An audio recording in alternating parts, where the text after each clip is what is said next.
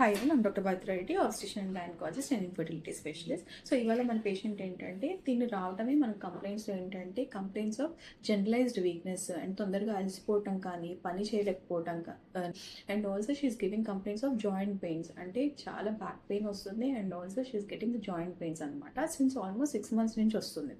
And one more thing ఏంటంటే కళ్ళు తిరగడం అనేది చాలా ఫ్రీక్వెంట్ అయిపోతుంది సిన్స్ 3 months నుంచి. And one more complaint she has given irregular cycles almost 3 months నుంచి. అంటే ఎవ్రీ 15 daysకి she is getting her periods for 3 to 4 days అనమాట.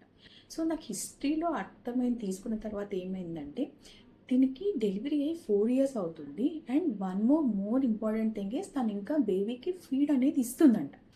సో ఇట్స్ వెరీ రేర్ అనమాట. ఇప్పుడు night time baby is taking the feeds and also evening some time she's taking the feed.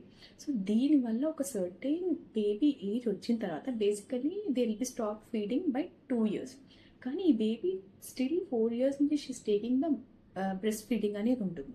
So ఇలాంటి కేసెస్లో ఏమవుతుందంటే age of the baby పెరిగే కొద్దీ milk secretion అనేది కూడా ఎక్కువ తీసుకుంటుంది కంపల్సరీగా.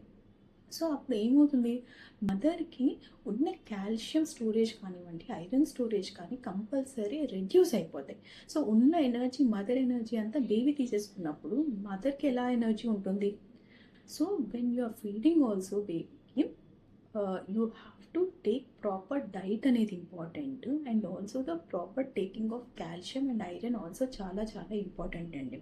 సో మీ ఎనర్జీ లెవెల్స్ బేబీ తీసుకుని కాబట్టి ఎక్స్ట్రాగా మీరు తీసుకోవాలి. ఓకేనా. So this is the thing I just want to inform all the mothers who is feeding అనమాట.